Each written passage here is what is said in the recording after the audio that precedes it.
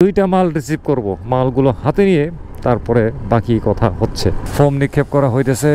বাহ বাহ, এইবারে হাত দিছি আমার নাম্বার প্লেটটা একটু মেরামত করার কাজে।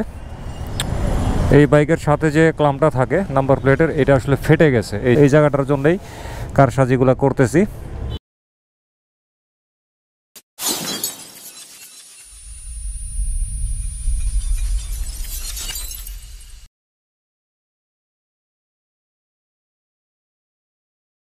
হ্যালো ভিউয়ার্স, কেমন আছেন সকলে? আশা করি সবাই ভালো আছেন, সুস্থ আছেন আর নিরাপদে আছেন। আজকে হ্যান্ড গ্লাভস ছাড়া বাইক চালাই দিছি। ওফ, অনেকদিন পরে। হঠাৎ করে না হাত এবং পা অস্বাভাবিকভাবে ঘামতেছে, যেটা এত আনইজি লাগতেছে। যদি পারতাম জুতা দুইটারে খুলে মালার মতো পেঁচায় গলায় ঝোলাই নিতাম, খালি পায়ে বাইক চালাইতাম, মানে পায়ের মধ্যে বাতাস লাগাইতে মনে চাইতেছে অনেক, কিন্তু সেটা ধর সম্ভব না। তো সব বাদ, এখন চলে যাইতেছি দারাজের একটা হাবে। এটা হচ্ছে 60 ফিটের পীরের বাগে পড়ছে। চলেন দারাজের হাবে যাই, ওইখান থেকে দুইটা মাল রিসিভ করব, মালগুলো হাতে নিয়ে তারপরে বাকি কথা হচ্ছে। হ্যাঁ, চলে আসছি দারাজের অফিসের নিচে। ওফ, নেন, যারা চিনেন না দারাজের হাব কোথায়, মিরপুর পীরের বাগে 60 ফিটে আর কি, তারা চিনানে নেই যে এটা হচ্ছে এই বিল্ডিং পীরের বাগে। ঠিক আছে, এখানে এসে আমার নাম বলবেন, তাহলে আপনারা ডিসকাউন্ট পেয়ে যাবেন। যাই, বাইকটা এইভাবেই থাক, এখন ডিসলক দিব না। আর অ্যালার্ম লকটা থাকলেও উপর থেকে সব টের পাবো। Wrong number, wrong number, wrong number. এই বিল্ডিং থেকে নাকি দারাজ চলে গেছে, ধোকা খেয়ে গেলাম। আসি না তো রেগুলার, তো আর আসার জায়গা না এটা, অর্ডার করলে তারপরে আসা হয়। এখন যাইতে হবে রাস্তার এই পারে, NRB ব্যাংক এই বিল্ডিংয়ের নাকি 3 তলায় করছে। যাক, ভাগ্য ভালো যেখানে এসে ধোকা খাইছি ওই জায়গা থেকে বেশি দূরে না, জাস্ট রাস্তার এই পার আর ওই পার। এই হচ্ছে, এই যে বুঝতে পারছি এইটার হচ্ছে 3 তলায়। হ্যাঁ, ডেলিভারি নিয়ে আসছি। এই হচ্ছে একটা পণ্য, ওইটা দেখাবো না আরেকদিন। এই যে, এই যে আমার জিনিস, এটা হচ্ছে আমার ফোনের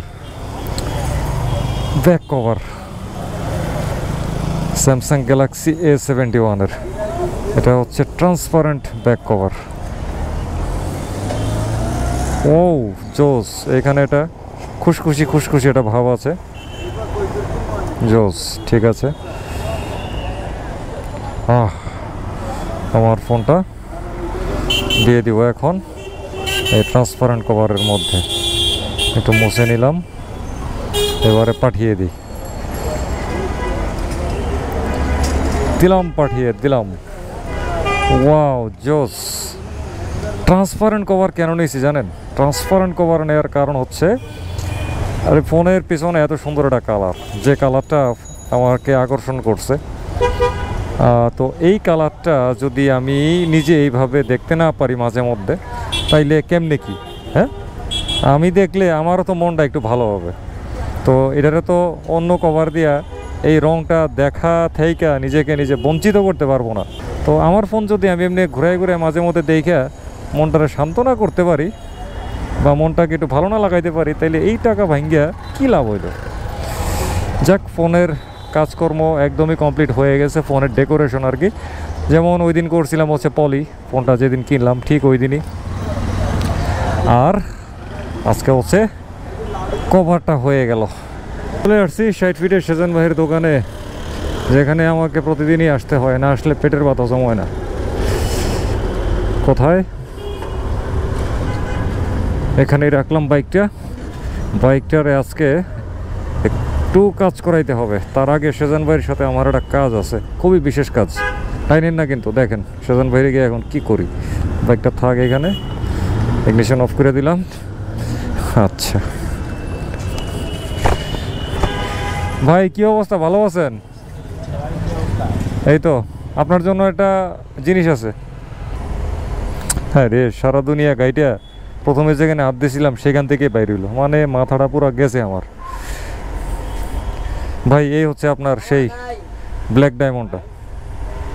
এটা হচ্ছে সেজান ভাইয়ের কালো হীরা, যেই হীরাটা উনি আমার দিছিল যখন আমার ফোনটা নষ্ট ছিল।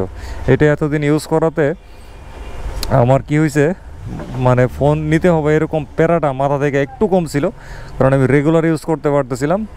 এটা হচ্ছে স্যামসাং গ্যালাক্সি M01 কোর। এটা হচ্ছে সেজান ভাইয়ের সেকেন্ডারি ফোন, এই হিসেবে আমি এটা ইউজ করছিলাম। তো সেজান ভাই অনেক থ্যাঙ্কস আপনাকে। কিন্তু ভাই একটা দুঃসংবাদ আছে, আপনার যে ব্যাক কভারটা যেটা ছিল ওইটা একদম পুরো ভাঙ্গা চুরা চুরমার হয়ে গেছে। ও খারাপ ছিল আগে, ও আচ্ছা।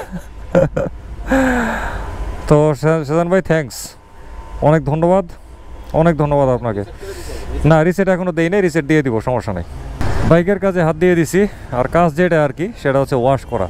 এত ময়লা হয়েছে রে ভাই বাইকটা বলার বাইরে। মাঝখানে অনেকদিন বৃষ্টি গেছে তো একটা না, এই জন্য বাইকটার ধোবো ধোবো করে আর আসলে ধুই নাই, নাইলে আমার 150 টাকা জলে চলে যেত। এখন ধোয়াই নিতেছি।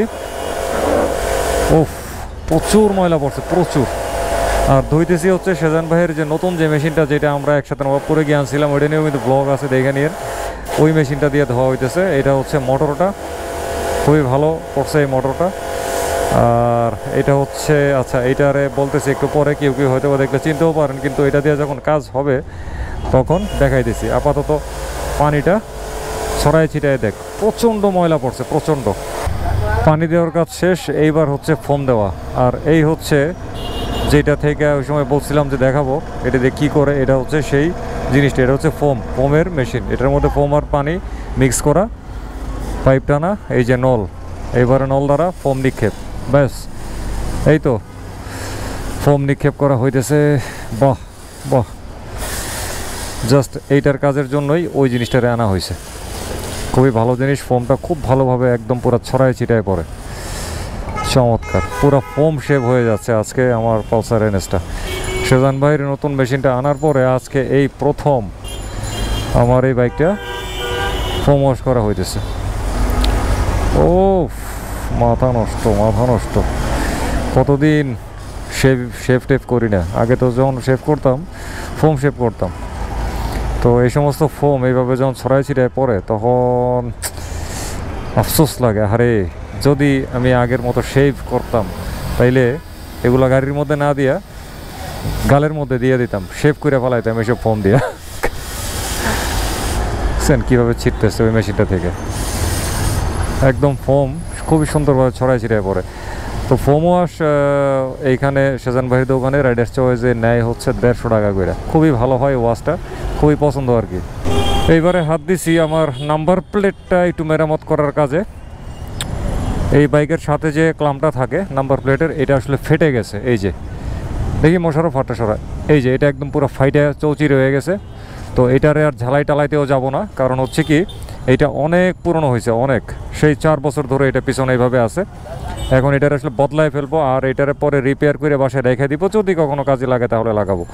আর যেটা এখন নিছি এটা হচ্ছে, এটা একদম পুরো স্টিলের 100% এসএসের, খুব ভালো, খুবই পছন্দ হয়েছে। এটাতে জং টং পড়ার কোনো কারবারই নেই।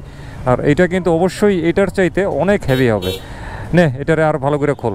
এইবারে কিছু বাংলা বুদ্ধি করতেছি, বাংলা বুদ্ধি করে নাম্বার প্লেটটারে খুব ভালোভাবে এই স্টিলের ফ্রেমটার মধ্যে বসাবো আর কি। নাম্বার প্লেটের এই জায়গাটা আসলে অনেক খাইয়ে গেছে, এখানে নাটার আসলে ধরবেই না, এমন অবস্থায় হয়েছে। তো এই জায়গাটার জন্যই কারসাজিগুলো করতেছি, নিনজা বুদ্ধি। আচ্ছা এবারে যেটা করব সেটা হচ্ছে, দেখি এটা কয়টা, 4টে হয়েছে না, 3টে হয়েছে, আরেকটা কাট, একটা বসাই দিব এই জায়গার মধ্যে, একটা না 2টা বসাবো, ডাবল করে বসাবো একদম মোটা করে, তাইলে এই জায়গাটার মধ্যে ডিরেক্টলি নাটের লোহার অংশের চাপটা বা ঘষাটা পড়বে না একদম। এই নাটের ঘষায় চাপেই কিন্তু এই জায়গাটা গেছে। এটা আগে যদি বুঝতাম তাহলে প্রথম থেকে যদি বসাই দিতাম, তাহলে আজকে নাম্বার প্লেটটার এই অবস্থা কিন্তু হইতো না।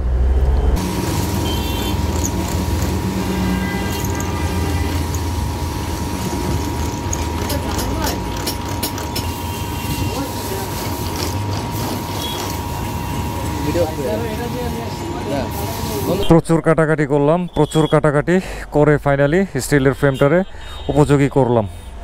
এই 2টারে নিচে হচ্ছে এই জায়গা থেকে এগুলো ঝালা দিয়ে লাগানো ছিল, এগুলোরে কেটে পরে এগুলো বের করছি। এটারে টাইট দিতে হবে একটু টেকনিক কইরা, কিন্তু এইটারেই কাজে লাগাই ফেলাবো।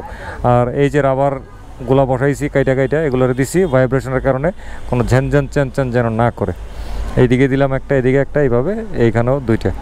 আর এই হচ্ছে নাম্বার প্লেটের এই জায়গাটা, এখানে এত মোটা করে রাবার দিছি, মানে কঠিন অবস্থা, কোনো ধরনের ঝাঁকুনিতে চেন পেন ভন কোনো কিছু করবে না, একদম কড়া ফিটিং হবে, কড়া ফিটিং। প্রাইমারিভাবে একটু দেখি কোথায়, এই একদম ঠিক এইভাবে ফিটিংটা হবে, ঠিক এই। আর এইটারে সবার শেষে এখানে বসাই দিব। যাই এবারে ফাইনালি ফিটিংয়ের কাজটা করি। এই হচ্ছে নাম্বার প্লেট, যেটারে ফিটিং করলাম, একদম কঠিন ফিটিং হয়েছে, এখন আর কোনো পুংপাং নাই।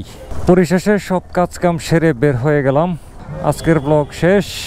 সবাই ভালো থাকবেন, সুস্থ থাকবেন, নিরাপদে থাকবেন, নিরাপদে মোটরসাইকেল চালাবেন, ট্রাফিক আইন মানবেন, আর মোটরসাইকেল চালানোর সময় অবশ্যই ফুল ফেস সার্টিফাইড হেলমেট ব্যবহার করবেন। খোদা হাফেজ।